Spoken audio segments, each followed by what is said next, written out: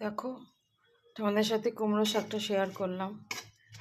সকালবেলা ছাদ থেকে কুমড়ো শাকটা তুলেছিলাম, সেটা তোমার সাথে শেয়ার করবো বলেছিলাম। তো চলে এলাম সেই কুমড়ো শাকের রেসিপি নিয়ে। দেখো, দিয়ে দিলাম শুকনো লঙ্কা,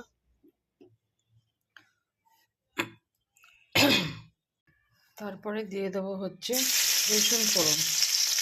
আমরা রসুন ফোড়ন দিয়ে কুমড়ো শাক খাওয়ানি, একবার এরকম করে খেয়ে দেখবে, ভালো লাগবে খেতে। রসুনটাকে একটু লাল করে ভেজে নিতে হবে, হালকা লাল, বেশি লাল নয়, তাহলে পুড়ে গেলে খেতে ভালো লাগবে না। দেখো, যদি আমার রসুনটা ভাজা হচ্ছে, হালকা ব্রাউন হলে আমি শাকটাকে ছেড়ে দেবো। এবার আমি শাকটাকে দিয়ে দেবো।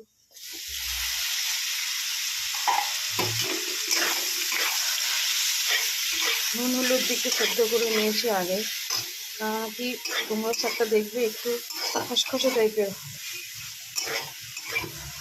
নুন হলুদটা আমি আগেই দিয়ে দিয়েছি, হলুদ দিয়ে একটু সেদ্ধ করে নিয়েছি।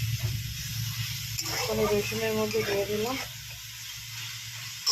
দিয়ে দেবো কটা কাঁচা লঙ্কা। এই শাকটা শুধু আমি আর আমার হাজব্যান্ডই খাবো, ছেলে তো খাইনি।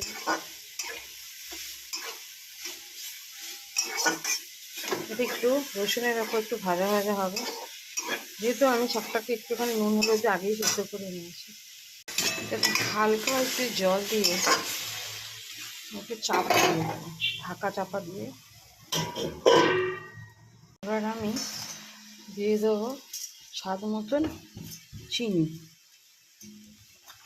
কেন কুমড়ো শাক, লাউ শাক এগুলো একটু মিষ্টি মিষ্টি না হলে খেতে একদমই ভালো লাগে না।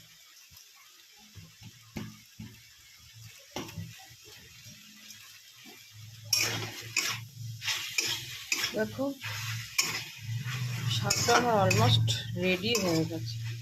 কিচ্ছু না, জিনিসটা একদম সিম্পল, কিন্তু খেতে খুব সুন্দর, অসাধারণ স্বাদ। তারপরে আবার বাড়ির ছাদে লাগানো গাছ, কোনো সার নেই, কোনো কেমিক্যাল নেই, একদম অর্গ্যানিক কুমড়োর শাক। এটাকে তুমি যেভাবেই করো না কেন খেতে খুবই ভালো লাগবে। এটা দিয়ে ভাত খাওয়া হয়ে যায়। তোমাদের কেমন লাগলো আজকে রেসিপিটা অবশ্যই লাইক কমেন্ট করো, আর সাবস্ক্রাইব অবশ্যই করে দিও প্লিজ।